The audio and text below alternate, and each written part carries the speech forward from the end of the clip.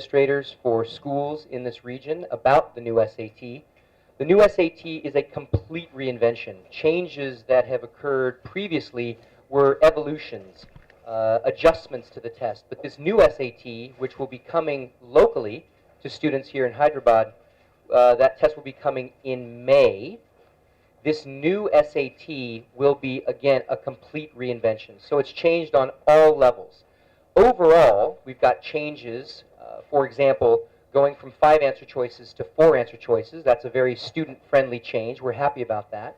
Another student-friendly change is there's going to be no negative marking on the new SAT. So students who miss a question won't have any points deducted. Now, specific to each of the sections, there are considerable changes.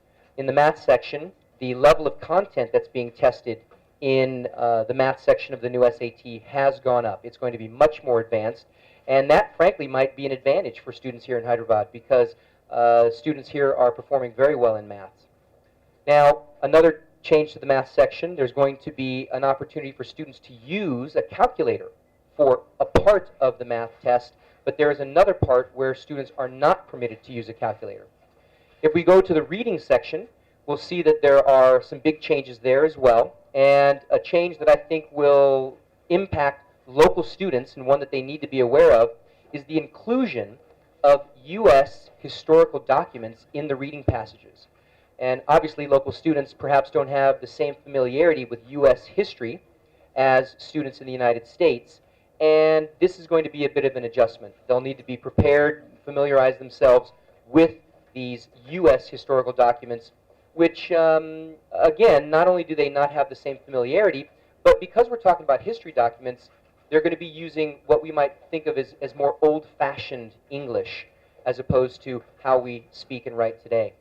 Going over to the grammar section, there are many changes to that. A good example would be how the College Board, the SAT, will be testing students on punctuation. So very specifically, questions designed to test a student's knowledge of punctuation within grammar and sentence structure.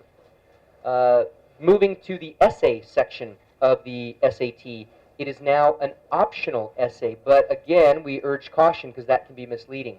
It's not up to the student necessarily to choose to write the essay or to opt out of writing the essay, because the real decision belongs to the college. And if we have a student here who wants to go to a particular college in the U.S., and that college in the United States requires the essay, then the student will need to fulfill that requirement.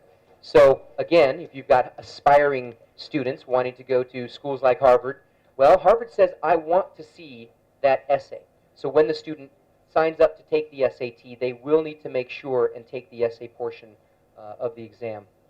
So again, that's sort of a brief overview of the changes.